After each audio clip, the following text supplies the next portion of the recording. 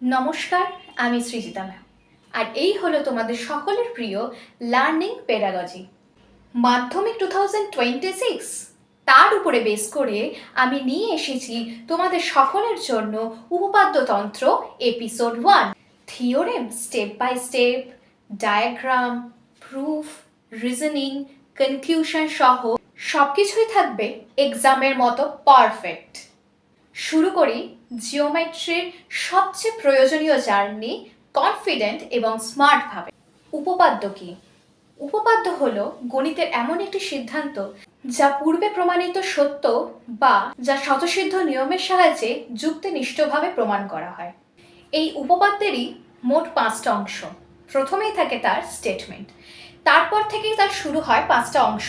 যেমন উপপাদ্য প্রমাণ করতে গেলেই প্রথমে আমাদের লাগবে প্রদত্ত, অর্থাৎ তোমাদের যেটি উপপাদ্যের স্টেটমেন্টে দেওয়া রয়েছে বা গিভেন বলতে পারো, সেটাই হয়ে গেল তোমাদের প্রদত্ত। 2 নম্বর হচ্ছে প্রামাণ্য, অর্থাৎ তোমরা কি প্রমাণ করতে চাইছো। 3 নম্বর হলো অঙ্কন, এই প্রমাণ করার জন্য অতিরিক্ত কি অঙ্কন তোমাদের করতে হচ্ছে। 4 নম্বর হচ্ছে প্রমাণ, এবং 5 নম্বর এই প্রমাণ করার পর তুমি চূড়ান্ত কি সিদ্ধান্তে এসে পৌঁছালে। আজ আমাদের আলোচ্য বিষয় হলো পিথাগোরাসের বিপরীত উপপাদ্য। তাহলে চলো তার প্রথমে স্টেটমেন্টটা জেনে নিই।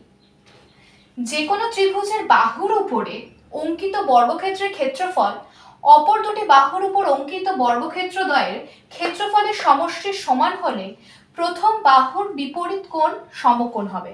অর্থাৎ এই আমাদের যদি ত্রিভুজ হয়, একটা ACB যদি একটা ত্রিভুজ হয়, আমাদের এখানে প্রদত্ততে বা দেওয়া কি আছে, AB স্কোয়ার, অর্থাৎ এই AB স্কোয়ার তার বর্গক্ষেত্র AB square equals to AC square plus BC square হবে।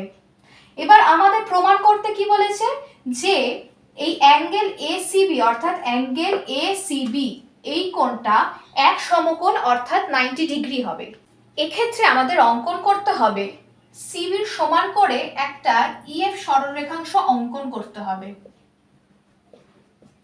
এই EF বাহুর উপরে F বিন্দুতে লম্ব অঙ্কন করতে হবে, যার নাম হয়ে যাবে FD।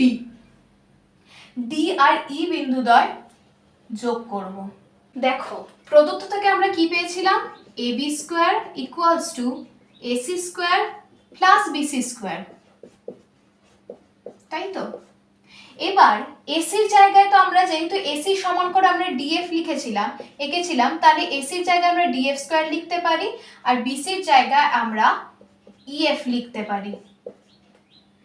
এইবার ডিএফ আর এফই এইটা কিন্তু ডি এর সমান, যেহেতু আমরা ডিএফ ইটা কি নিয়েছিলাম, এক সমকোণ।